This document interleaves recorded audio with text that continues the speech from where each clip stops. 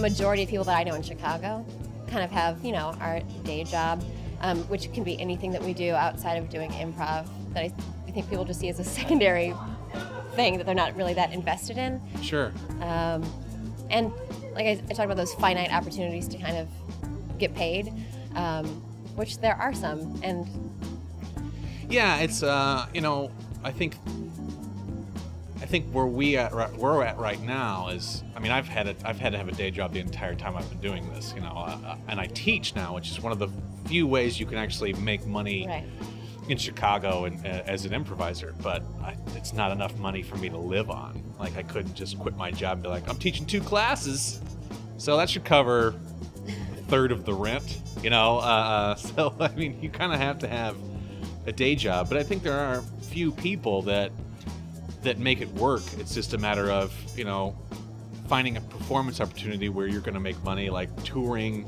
I was on a Second City boat for a while. So, you know, there's like this very short periods of time when I feel like, oh, I was making a living as an improviser or a comedian or a sketch artist, whatever you want to say. But yeah, I think you always look at it as gig to gig. Yeah. And generally between those gigs, I am working. Yeah. I am serving you in some way. I am temping in your office. Yeah. It's not really I mean, I had a very brief window of time where I got fired from my job and I was getting unemployment, but I was still teaching improv, and people would ask me, what do you do for a living? And it was a very small window of being like, oh, I just teach classes. That's what I do for a living. I'm an improv teacher. Like, it didn't last very long because you have to go find another job. So, yeah, I mean, I don't think it's really something that, you know, you get into to cash out in 6 years and be like, well, now I've made it. Luck.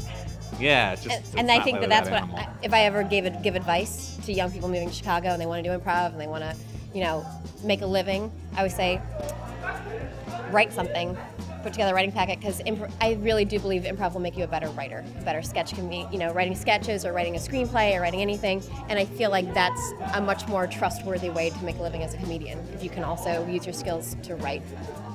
Yeah, I feel like improv, doing it a lot, tends to help people, you know, leads people to different ways of making a living that isn't necessarily going to be, you know, improv, period. You know, there are other ways to use what we do to make a living somewhere else.